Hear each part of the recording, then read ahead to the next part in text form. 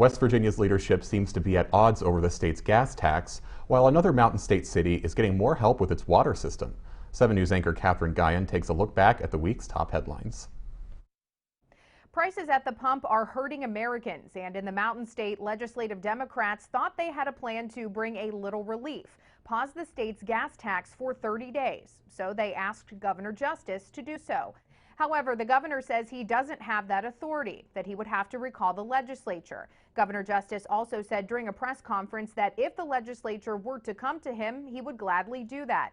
Democrats argue that pausing the 35.7% gas tax would cost the state between $26 and $27 million, but that could be replaced by the state's surplus. And if the legislature is called back into special session and they bring it to me and want to do it, I'm all in.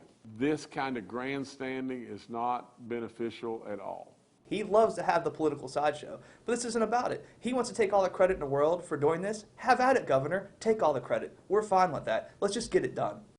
A group of U.S. senators, including Ohio's Rob Portman, traveled to Poland this week to visit Ukrainian refugee sites. Senator Portman calls that experience deeply moving. He says he spoke to a lot of mothers, grandmothers, and children who were in tears over having their homes destroyed and their friends wounded or killed. Senator Portman explained many areas have no resources, and he wants to find a way to get more help to Ukraine. And you've got someone like Vladimir Putin who, is willing to kill civilians, target civilians in order to fulfill his dream of a Russian empire. And the United States and the rest of the free world has to push back. In Payton City, the water quality has been a problem for several years, and now the city's been added to the EPA's Superfund National Priorities list. This means it can now rely on permanent federal funding to aid any contamination cleanup to help ensure better environmental and public health. Payton City had previously received more than $10 million in federal funding to assist with the water issues. Serenity Hills in Ohio County was closed this week by the state of West Virginia. That information comes from CEO Sharon Travis. The 30 patients that were at Serenity Hills were moved to other facilities, but the quick response team and Lifeline team remain active. 7 News did reach out to the state DHHR after hearing the recovery center was under investigation.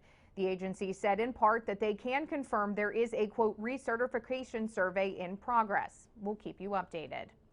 And this week marked 2 years since the first reported coronavirus case in West Virginia. The Mountain State was the last state to record a case in 2020, and since then it's been years of lockdown, masked faces, and testing. Health officials say shutdowns are not likely to happen again, but urge continued caution as there could be another wave of the virus on the way.